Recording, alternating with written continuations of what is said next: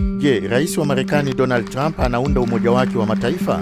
Hilo ndilo jambo ambalo viongozi wengi wa nchi na wanadiplomasia wanahofia. Sababu, bodi ya amani BOP ni nini hasa?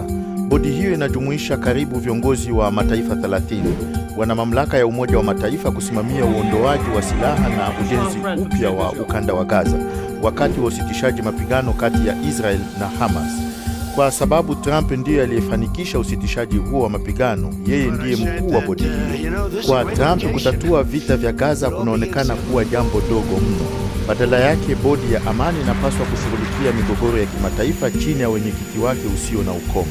Muda wa Trump kuongoza bodi hiyo hauishi pindi muhula wake wa urais utakapoisha.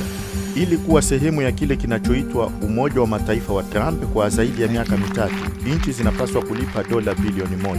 Fedha hizo zinatumika kwa nini? Haijulikani. Si ajabu kwamba nchi kama China au Urusi hadi sasa hazijakubali mwaliko wa kujiunga na BOP.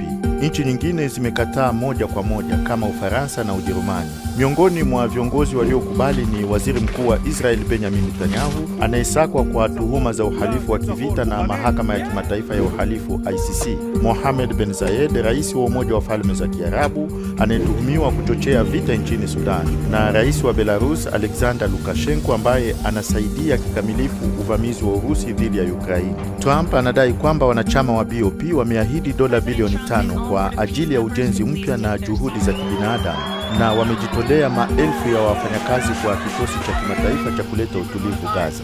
Lakini fedha hizo ziko chini sana ya makadirio ya dola bilioni 70 zilizohitajika kujenga upya miundombinu ya Gaza, na hadi sasa ni Indonesia pekee ndiyo imethibitisha kuwa itatuma wanajeshi.